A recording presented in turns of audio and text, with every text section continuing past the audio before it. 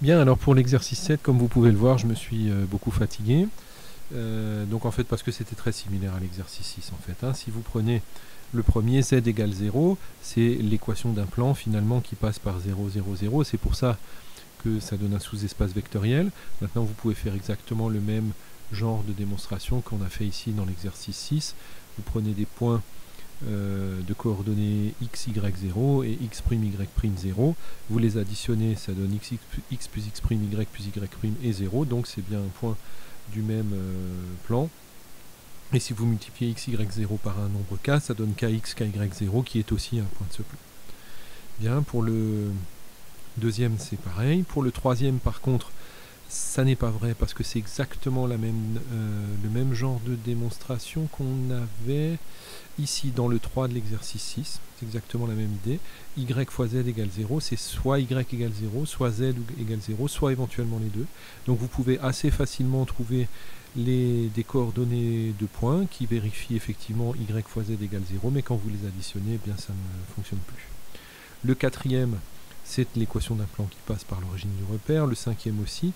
Le sixième ne fonctionne pas parce qu'il ne passe pas par 0, 0, 0, donc il n'y a pas d'élément neutre. Le septième est aussi l'équation d'un plan qui passe par 0, 0, 0. Et le dernier aussi. Donc tout ça, c'est exactement le même genre de raisonnement. Pour l'exercice 8, moi j'ai pris le parti de résoudre les systèmes avant de vérifier que c'était un sous-espace vectoriel. Donc par exemple pour le premier système, je trouve comme ensemble de solutions l'ensemble des vecteurs qui ont pour coordonnées 0, 0 et une constante pour la cote.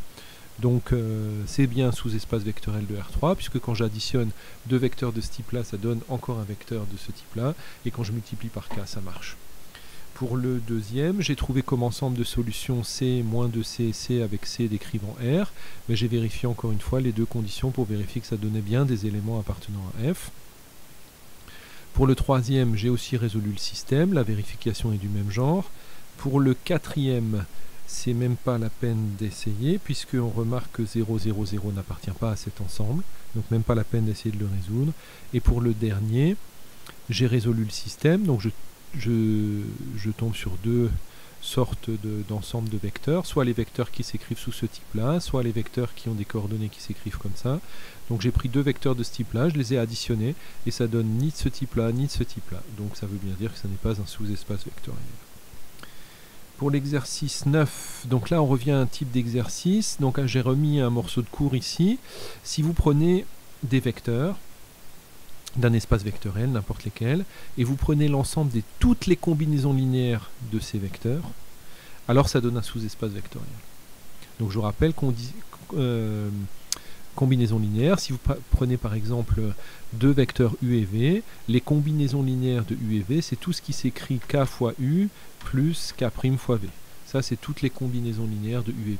Et bien si vous les prenez toutes, avec K et K' décrivant R, alors à ce moment-là, vous obtenez un sous-espace vectoriel. Voilà, donc on me demande de trouver, on vous donne trois vecteurs, A, B qui sont complets, et C dont on ne connaît pas la troisième coordonnée.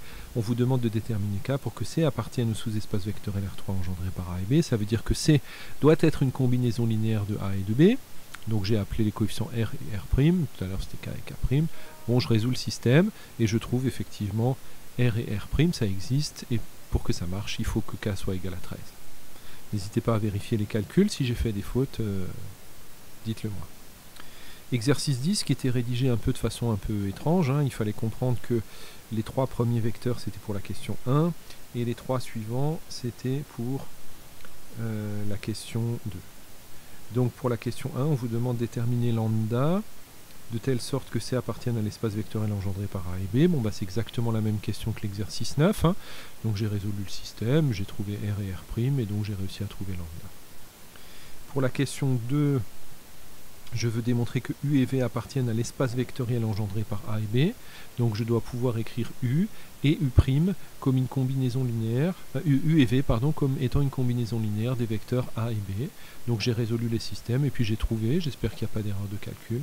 Et puis ensuite, il faut faire l'inverse, c'est-à-dire montrer que A et B appartiennent par l'espace vectoriel engendré par U et V, c'est-à-dire est-ce que je peux écrire A et B comme étant une combinaison linéaire de U et V.